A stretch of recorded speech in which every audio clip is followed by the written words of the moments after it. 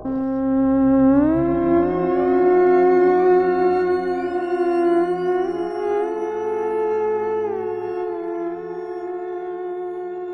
itu seharusnya menjadi malam paling membahagiakan bagi Dita dan Arman. Setelah bertahun-tahun berpacaran, akhirnya mereka resmi menikah dalam resepsi sederhana yang dihadiri keluarga dan teman-teman dekat. Wajah Dita berseri-seri saat memasuki kamar pengantin yang dihias dengan bunga melati dan lilin aromaterapi. Arman menggenggam tangannya erat. "Akhirnya kita sah, Dit. Semoga malam ini jadi awal yang indah," ucap Arman sambil tersenyum. Dita membalas senyum itu, walau ada sedikit gurat lelah di wajahnya. Sejak tadi sore, kepalanya terasa berat dan perutnya mual. Ia pikir itu karena kelelahan seharian berdiri dan meladeni tamu.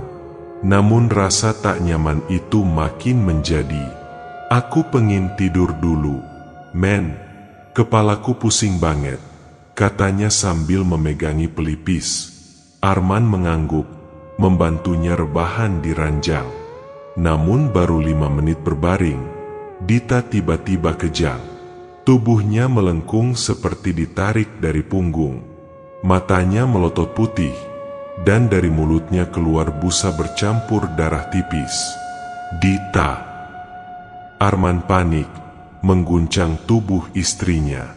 Tapi yang keluar dari mulut Dita adalah suara berat dan serak, jauh dari suara wanita biasanya.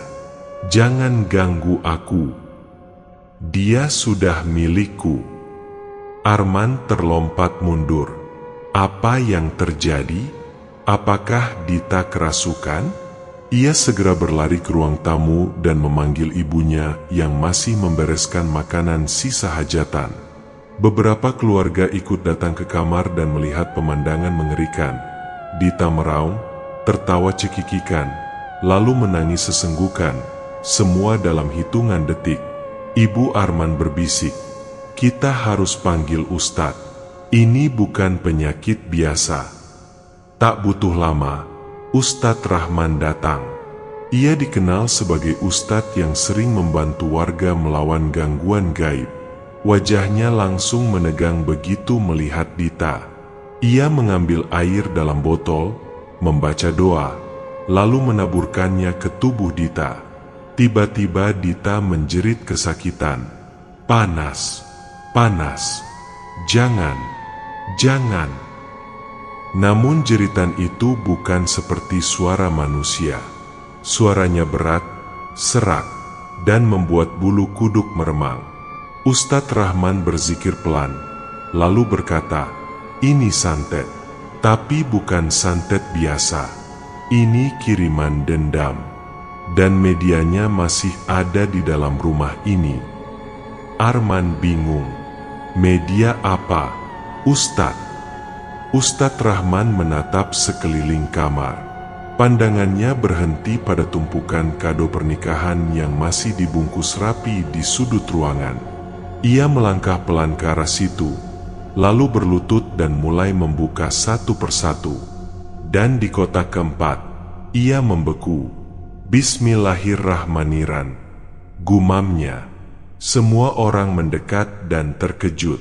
Di dalam kotak itu ada boneka kecil dari kain putih. Matanya dari manik-manik merah, dan dadanya ditusuk jarum besar berkarat. Di mulutnya terjahit benang hitam, dan di balik boneka itu tertulis nama lengkap, Dita Marlina. Semua yang ada di kamar pengantin terdiam. Suasana berubah menjadi dingin dan mencekam. Aroma melati yang tadinya menenangkan, kini terasa menyesakan. Boneka kain putih itu tampak tak bernyawa, namun aura mengerikannya seperti memenuhi ruangan. Ustadz Rahman memegang boneka itu dengan sarung tangan. Ia mengangkatnya tinggi-tinggi sambil membaca ayat-ayat suci dengan suara rendah tapi tegas. Dita yang tadinya meronta, tiba-tiba berteriak histeris dan menendang-nendang. "Cabut jarumnya. Sakit, sakit. Aku panas," jerit Dita. Namun suara itu bukan suaranya. Suara itu berat, seperti suara pria tua yang sedang kesakitan. Arman menahan tubuh Dita dengan bantuan dua orang sepupunya. Dita meronta seperti orang kesurupan, matanya membelalak dan air liurnya bercucuran. Ustadz Rahman menatap boneka itu lebih saksama. Ia menemukan sesuatu yang membuat jantungnya berdegup kencang. Di punggung boneka itu, tertempel potongan kecil dari pakaian pengantin yang dikenakan Dita. Jahitannya rapi, tapi tercium bau amis menyengat. Innalillahi, ini bukan santet sembarangan. Ini menggunakan media pribadi. Pelakunya mengenal Dita dengan baik, mungkin bahkan dekat, kata Ustadz Rahman pelan. Arman menatap bingung. Maksud Ustadz, orang yang mengirim ini kenal sama Dita? Ustadz Rahman mengangguk, dan dia benar-benar ingin mengambil nyawa Dita. Arman merasa seolah dunia runtuh. Malam yang seharusnya penuh kebahagiaan berubah jadi petaka. Ia memandangi wajah Dita yang kini berubah pucat, seperti mayat. Ustadz Rahman kemudian mengambil air ruqyah, memercikannya ke boneka, dan membacakan doa pelindung. Namun, tiba-tiba, lampu kamar padam. Allahu Akbar, teriak salah satu keluarga. Kamar gelap total. Hanya cahaya ponsel yang menyorot wajah-wajah panik. Lalu terdengar suara tawa aneh dari sudut ruangan. Cekikikan pelan, menyeramkan, dan kita harus menguburkannya secara khusus. Jika tidak, ruh yang terikat di dalamnya akan tetap gentayangan. Arman tidak berasal dari mulut manusia. Hai, hai, hai. Sudah terlambat. Dia milik kami. Arman membalikan badan ke arah suara, namun tidak ada siapa-siapa. Bahkan Dita pun tampak pingsan, tubuhnya tergeletak lemas di atas kasur. Ustadz Rahman tetap tenang.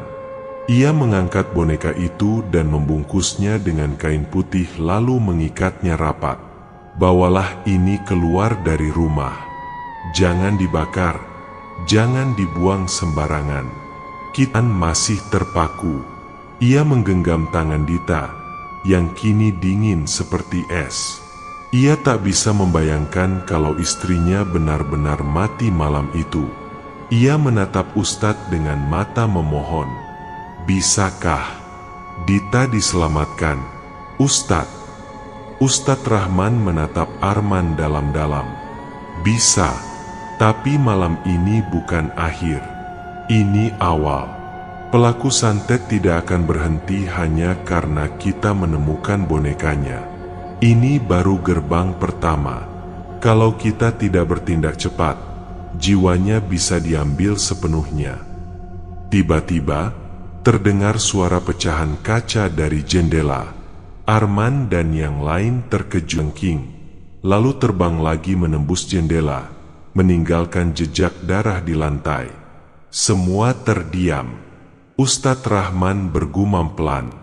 Ini sudah melibatkan perjanjian antara dukun dan iblis. Malam itu tak ada yang bisa tidur.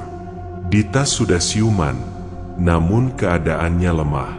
Tubuhnya panas dingin, dan ia selalu merasa ada yang mengawasinya dari bayangan sudut kamar. Beberapa kali ia terbangun dengan jeritan, mengaku melihat sosok wanita tua dengan wajah hangus berdiri di atas lut. Seekor burung gagak hitam besar terbang masuk ke dalam kamar, melayang sebentar, lalu hinggap di atas lemari.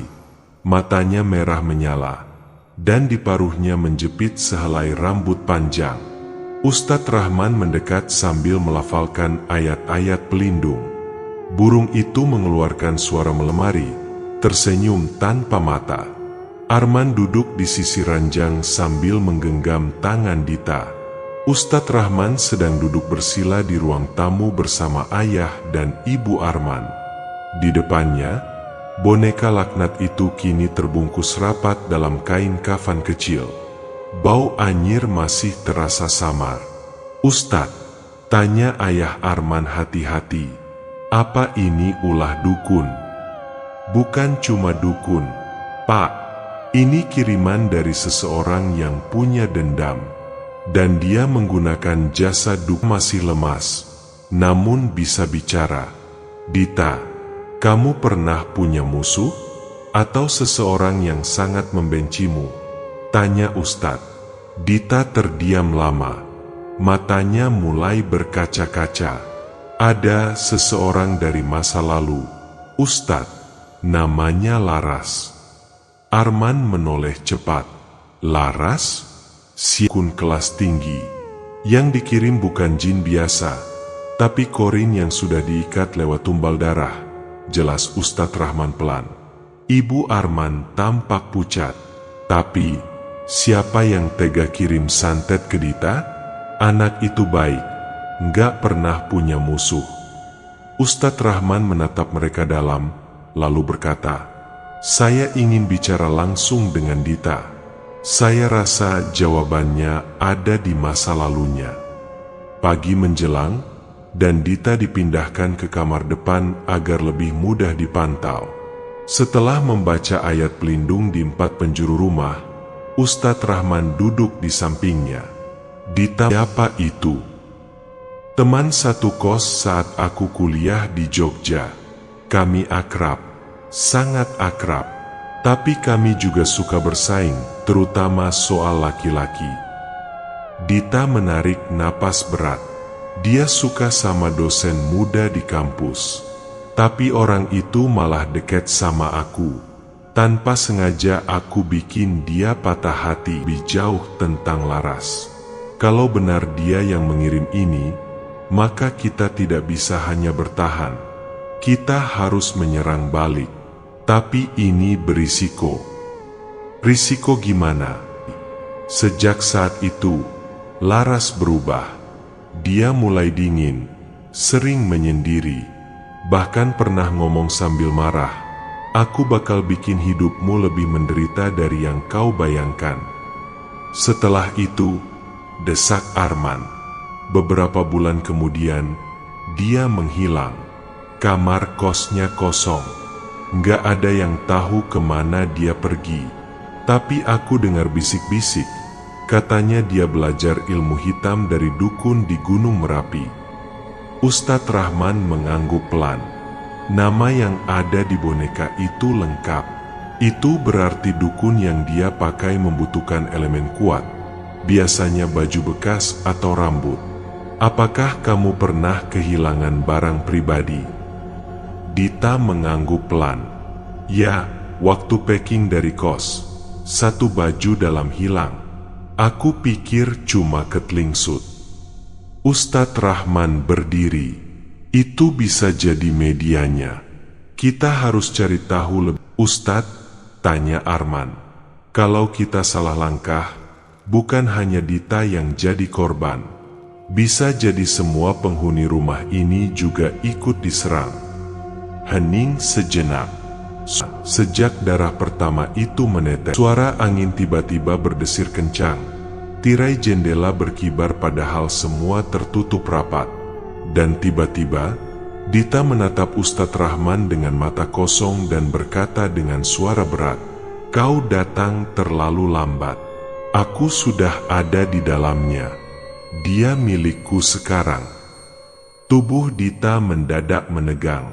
Matanya terbuka lebar, namun kosong. Nafasnya cepat dan berat. Suara yang keluar dari mulutnya jelas bukan miliknya. Berat, serak, dan dingin. Aku sudah ada di dalamnya. Semua orang yang berada di kamar terdiam. Ibu Arman mulai menangis pelan, memegangi tasbih yang gemetar di tangannya.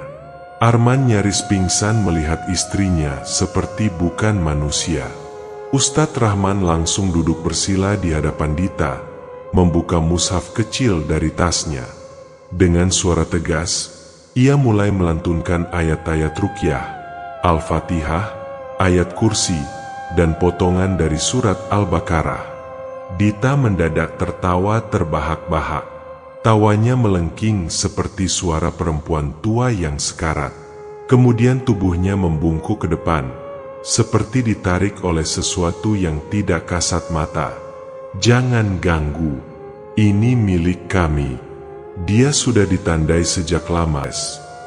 Ustadz Rahman tidak berlangsung.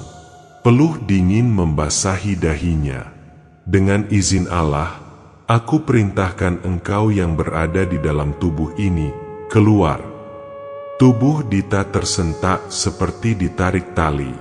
Lalu mulutnya menganga lebar, dan dari tenggorokannya keluar suara seperti rintihan binatang.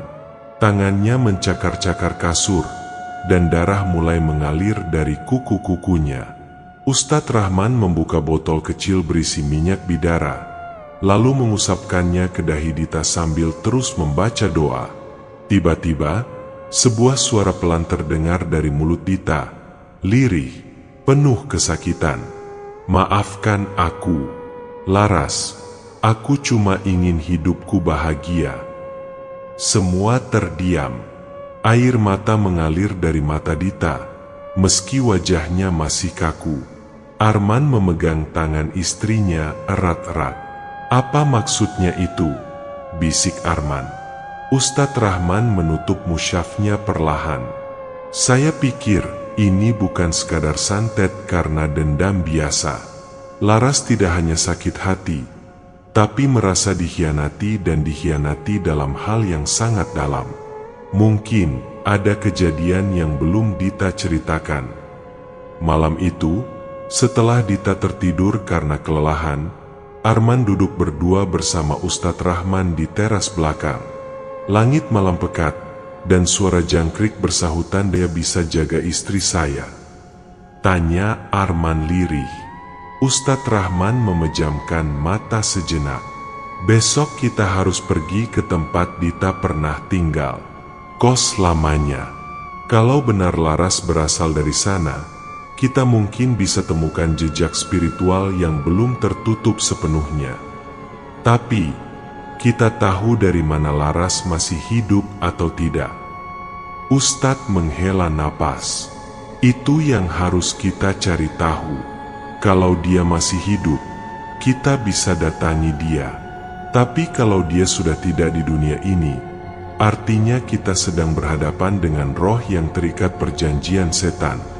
Dan itu lebih berbahaya." Tiba-tiba terdengar bunyi gedebuk keras dari dalam kamar Dita. Arman langsung berlari masuk. Dita berdiri menghadap cermin. Ia menatap bayangannya sendiri. Tapi bayangan di cermin tidak meniru gerakannya. Bayangan itu justru tersenyum licik dan mengangkat tangannya sendiri, menyentuh permukaan cermin seperti ingin keluar. Dan bisikan lirih itu kembali terdengar. "Kau ingat darah yang menetes di kamar kos itu, Dita? Itu harga yang harus kau bayar sekarang." Langit mendung menggantung saat mobil yang ditumpangi Arman dan Ustadz Rahman melintasi jalanan Jogja yang mulai sepi menjelang malam. Mereka menuju ke sebuah gang sempit dengan atat. "Itu kos lama Dita," kata Arman sambil menunjuk bangunan tua 2 lantai yang tampak kosong. Catnya mengelupas, dan plang, "Kos Putri Mawar Indah," sudah nyaris tak terbaca. "Sudah lama kosong?" tanya Ustadz Rahman. "Sejak tahun terakhir kuliah Dita, kalau nggak salah. Ada yang bilang sering muncul penampakan di kamar belakang." Mereka turun, melangkah pelan menuju pintu gerbang yang tidak terkunci. Suasana terasa berat. Bau apek bercampur aroma bunga kenanga langsung menyergap begitu mereka membuka pintu utama. Langkah kaki mereka menggema saat menyusuri lorong menuju kamar paling ujung. Disitulah Dita dulu tinggal, bersama Laras.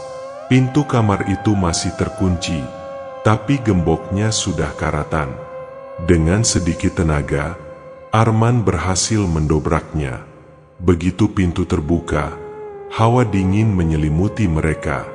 Ustadz Rahman langsung membaca basmalah dan ayat kursi sambil menaburkan garam dan bidara kering ke sekeliling kamar. "Jangan bicara sembarangan di sini," bisiknya. Kamar itu seolah membeku dalam waktu. Masih ada kasur tua, lemari reot, dan cermin besar yang sudah berjamur. Tapi yang paling aneh adalah lilin hitam yang tersusun di pojok kamar, membentuk segitiga terbalik. Di tengah nelan ludah. "Perjanjian apa, Ustadz?" "Perjanjian darah. Ini bukan kerjaan orang sembarangan.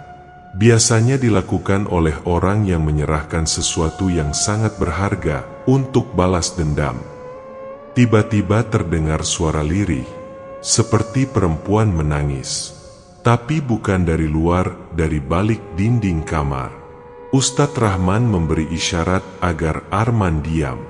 Ia mengetuk pelan dinding itu dan suara tangisan semakin jelas. "Laras?" Terdengar suara Dita dari balik dinding, padahal Dita tidak ikut bersama mereka. Suaranya pelan, menyayat hati. "Maafkan aku, waktu itu aku takut, aku nggak tahu kau akan sejauh itu." Lalu dari arah cermin, bayangan muncul. Bayangan seorang perempuan kurus dengan rambut menutupi wajahnya, memakai seragam kampus lusuh, berdiri diam. Tapi cermin itu tidak menampakkan Arman dan Ustadz Rahman. Ustadz Rahman berdiri cepat, melantunkan doa dengan suara menggelegar. Bayangan itu menggeliat, seperti kesakitan. Cermin retak sedikit demi sedikit, mengeluarkan suara mengerikan seperti kuku menggores papan tulis. Tiba-tiba, suara perempuan dari dalam dinding berubah menjadi teriakan marah. "Dia berbohong. Dia yang menyuruh aku gugurnya tak goyah. Ini bukan sekadar balas dendam, ini pengorbanan jiwa yang belum tuntas." Begitu mereka keluar dari kamar itu, pintu tertutup sendiri dengan keras. Salah satu lilin hitam tiba-tiba menyala, tanpa ada yang menyalakan. Saat mobil mulai meninggalkan gang, Ustadz Rahman menatap langit. Dita menyimpan dosa besar, dan Laras tidak hanya ingin balas dendam. Dia ingin menggantikan hidup Dita sepenuhnya. Arman gemetar, tapi menggantikan bagaimana? Ustadz Rahman menatapnya tajam, dengan mengambil tubuhnya, dan itu akan terjadi saat malam Jumat Kliwon. 2 hari lagi. 2 hari menjelang malam Jumat Kliwon, suasana rumah Arman berubah drastis. Dita tak bisa tidur, matanya cekung, tubuhnya makin kurus, dan suaranya kerap berubah-ubah. Kadang seperti wanita tua, kadang seperti anak kecil menangis. Yang paling mengerikan, ia sudah tidak bisa melihat wajahnya sendiri di cermin. Setiap aku bercermin yang muncul cuma dia, Arman. Dia senyum terus dan bilang waktunya sebentar lagi. Bisik Dita, tubuhnya gemetar. Ustadz Rahman, yang kini tinggal di rumah mereka, langsung mempersiapkan segala hal. Air ruqyah, mandi. Jangan pula ada cermin di dekatnya, pesan Ustadz Rahman. Namun larangan itu terlambat. Malamnya, Dita ditemukan oleh pembantu mereka, berdiri di depan cermin besar di gudang belakang yang dulu tak pernah dipakai. Kedua matanya menatap kosong ke arah bayangan dalam cermin. Tubuhnya tak bergerak, namun di cermin bayangannya melambai-lambai sendiri. "Aku sudah lihat dari dunia sana, Arman." Suara Dita terdengar dingin saat diseret kembali ke kamar. "Kau dan Laras dulu pernah." Arman langsung menunduk. Ada luka lama yang memang belum ia ungkap. Aku pernah dekat sama Laras, sebelum resmi tunangan sama Dita. Tapi aku nggak pernah menyentuh dia. Sumpah, Ustadz, serunya panik. Ustadz Rahman tak menjawab. Ia hanya terus menatap Dita yang sekarang mulai bergumam dalam bahasa yang tidak dikenali. Tangannya mulai mencakar-cakar lehernya sendiri, hingga berdarah. Menjelang malam Jumat Kliwon, angin bertiup lebih dingin dari biasanya.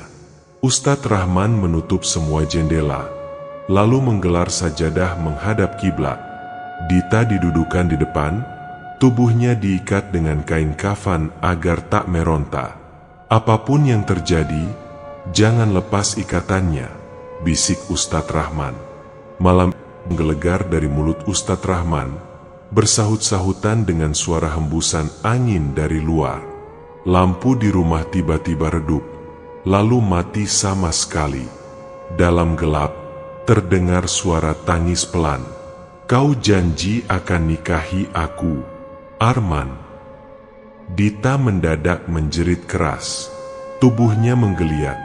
Wajahnya berubah menjadi sosok Laras yang dulu Arman kenal. Cantik, tapi kini pucat seperti mayat. Matanya hitam legam, dan bibirnya membiru. "Aku tak mau lagi jadi arwah penasaran. Aku mau hidup, aku mau laki-laki itu. Dia milikku dulu, dan sekarang." Tubuh Dita tiba-tiba lepas dari ikatan. Seperti ditarik kekuatan besar, ia melayang setinggi 1 meter dari lantai. Ustadz Rahman terus melantunkan ayat ruqyah, kali ini dengan suara gemetar. Dari balik langit-langit rumah, terdengar suara benda jatuh. Kado pernikahan yang dulu mereka letakkan di gudang, jatuh dan pecah terbuka. Isinya bukan kado biasa. Potongan rambut, kain putih bertuliskan nama Arman dan Laras, serta tanah kuburan basah. Arman memucat.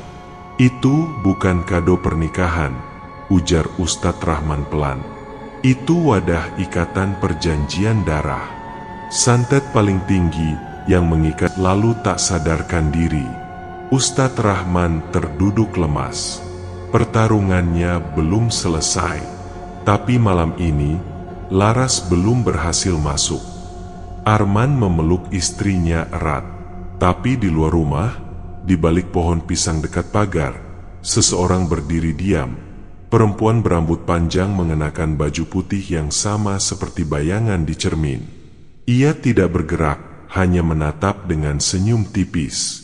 "Besok malam, aku akan kembali." Pagi itu, setelah malam panjang yang mengerikan, rumah Arman masih diliputi ketegangan. Dita belum siuman. Ia hanya terbaring.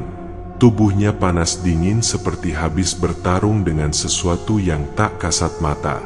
Ustadz Rahman memeriksa bekas luka cakaran di leher Dita yang masih membekas. Perlahan ia berkata, "Waktunya kita cari akar dari semua ini. Siapa yang mengajarkan Laras ilmu itu, dan kenapa dia bisa mengikat jiwanya pada tubuh Dita?" Arman mengangguk lemah. "Saya tahu satu nama, Ustadz, tapi saya nggak yakin." "Siapa?" Arman mengambil napas panjang. "Namanya Mbah Rono. Dulu tinggal di desa tempat Laras dibesarkan. Desa kecil di lereng Gunung Merapi. Waktu kuliah, Laras pernah cerita dia pernah dibawa jiwa daun bidal hal mistis. Tanpa membuang waktu, mereka pun berangkat menuju desa Kepuh Wetan, desa yang bahkan tidak muncul di Google Maps. Perjalanan ke sana melewati jalan setapak berbatu. Pepohonan di kanan kiri jalan berdiri kaku seperti barisan penjaga kematian.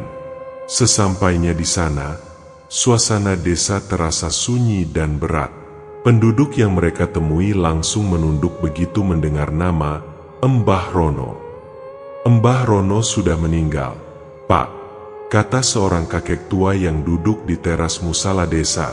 Tapi, ia melirik kanan kiri, lalu menunduk. "Orangnya nggak dikubur di makam umum. Katanya jasadnya nggak bisa dikubur. Setiap kali dikubur, tanahnya mental." "Jadi di mana dia sekarang?" tanya Ustadz Rahman serius. "Masih di gubuknya, tapi nggak ada yang berani ke sana lagi. Sudah 8 tahun terkunci. Tapi tiap malam Jumat Kliwon, ada suara gamelan dari sana. Gubuk itu berada di tengah hutan kecil, tak jauh dari desa. Saat mereka tiba, bau anyir menyengat dari dalam. Pintu kayu sudah lapuk, namun masih tertutup rapat oleh 3 lapis kayu disilang seperti pagar. Ustadz Rahman membaca doa, lalu membuka palang satu persatu. Begitu pintu terbuka, datang botol-botol berisi cairan hitam dan kitab-kitab tua berbahasa Jawa kuno. Di sudut ruangan, tergantung lukisan wajah Laras dalam posisi bersila, mengenakan kain putih.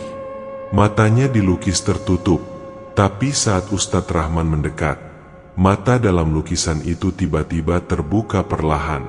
Arman mundur 2 langkah, wajahnya pucat. Ya Allah! Ustadz Rahman membuka salah satu kitab yang tergeletak di altar. Di dalamnya, terdapat catatan tangan Mbah Rono. Perempuan itu datang padaku, membawa sesaji dan janji. Ia ingin mengikat laki-laki pujaannya, bahkan jika harus menyerahkan darahnya sendiri. Aku beri dia cara, melalui penggantian jiwa pada tubuh yang lemah hatinya. Namanya Dita, perempuan yang selalu merasa bersalah dan takut kehilangan. Itulah wadah paling mudah. Tiba-tiba, dari luar gubuk terdengar suara langkah kaki. Berat, seperti menyeret. Sosok wanita tua renta berdiri di depan pintu. Wajahnya keriput, matanya putih seperti orang buta. Tapi ia menatap langsung ke arah mereka. Sudah terlalu dalam kalian masuk, nak. Suaranya serak.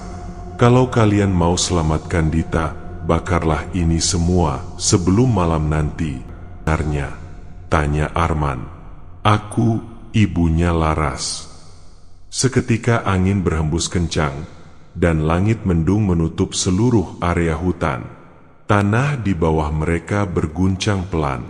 Suara tertawa perempuan terdengar samar dari dalam gubuk.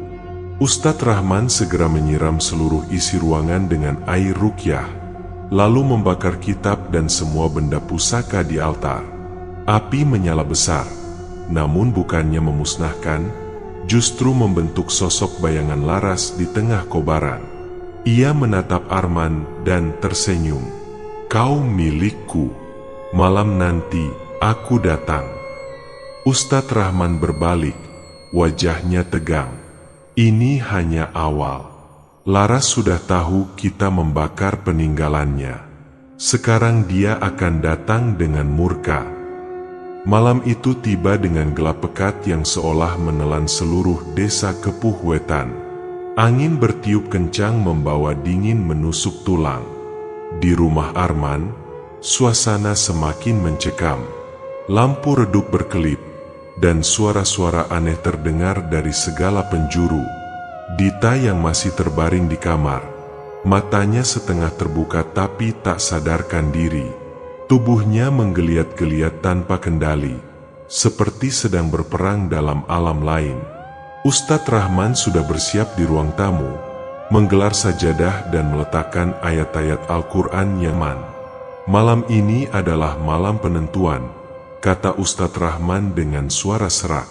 Tepat pukul 00, suara dentingan halus seperti lonceng mulai bergema di seluruh rumah.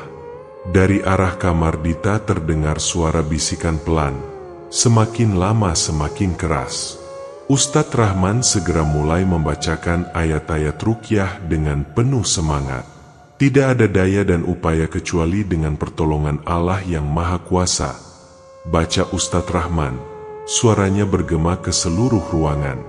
Tiba-tiba, tubuh Dita melayang-layang di atas tempat tidur.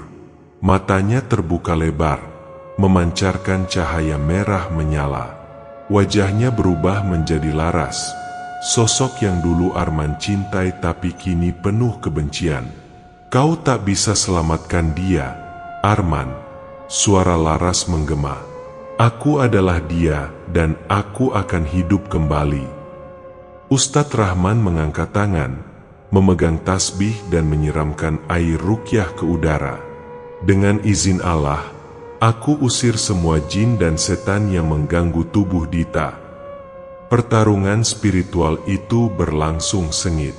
Bayangan Laras melayang di sekeliling kamar, mencoba menembus pertahanan ayat-ayat suci. Angin puting beliung kecil berputar di dalam rumah, dan suara jeritan melengking memenuhi udara. Arman merasakan tubuhnya lemas, tapi ia tak melempar. Hawa darah penuh. Suara jeritan itu perlahan melemah. Tubuh Dita jatuh kembali ke tempat tidur. Napasnya kembali normal. Ustadz Rahman berdiri, wajahnya penuh keringat dan lelah. Ini baru permulaan. Laras masih kuat, tapi malam ini ia gagal menguasai tubuh Dita. Esok paginya, Arman dan Ustadz Rahman memutuskan untuk mengadakan pengajian dan ruqyah bersama warga sekitar. Mereka membakar potongan kain dari kado pernikahan yang mengandung santet dan menaburkan air ruqyah di seluruh rumah. Tetapi di balik tirai jendela, sosok wanita berambut panjang itu berdiri menatap rumah mereka. Senyumnya penuh dendam. Besok malam aku datang lagi, dan kali ini aku takkan pulang tanpa membawa apa yang aku inginkan. Hari-hari setelah malam penuh pertarungan itu, rumah Arman masih diliputi ketegangan. Dita mulai sadar, namun matanya tetap kosong seperti tersimpan sesuatu yang menakutkan di dalam sana. Arman tak henti-hentinya berdoa, berharap sang istri bisa benar-benar kembali. Ustadz Rahman menggelar musyawarah dengan tokoh agama dan tetua desa, berusaha mencari jalan agar ikatan darah yang mengikat jiwa Laras ke tubuh Dita bisa diputus.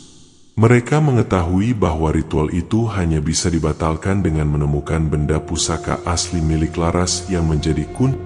Mereka bertemu dengan Embok Sri, seorang perempuan tua yang dulu adalah pembantu keluarga Laras. Kalung itu disimpan di makam nenek moyang Laras, di bukit dekat pohon beringin tua, kata Embok Sri pelan. Tapi makam itu dijaga oleh makhluk halus yang sangat kuat. Banyak yang hilang saat mencoba mengambilnya. Dengan keberanian yang tersisa, mereka menuju bukit itu malam hari. Suasana di sana mencekam. Angin berbisik-bisik membawa suara tangisan perempuan, dan bayangan hitam melayang-layang di antara pepohonan. Di depan makam yang tertutup tanah dan batu besar, Arman menemukan kalung berbentuk bulan sabit, berhiaskan batu merah yang berkilauan. Namun saat dia mengambilnya, suara jeritan keras menggema dari dalam tanah. Tiba-tiba tanah bergoyang dan dari balik pepohonan muncul sosok perempuan berambut panjang dan mata merah menyala. Laras dalam wujud arwah murka. "Kau berani mencuri ikatanku," teriaknya. Ustadz Rahman segera membacakan doa perlindungan, mengusir bayangan itu menjauh. Mereka berlari turun bukit dengan kalung di tangan. Kembali di rumah Arman, ritual pemutusan ikatan darah dilakukan. Ustadz Rahman membakar kalung itu di atas altar kecil, diiringi pembacaan ayat-ayat ruqyah. Tiba-tiba ruangan bergetar hebat. Soci pertanya dingin. Dengan sekuat tenaga, Ustadz Rahman melanjutkan ritual. Api di altar membesar, menyalakan seluruh ruangan. Laras perlahan menghilang dengan jeritan kesakitan.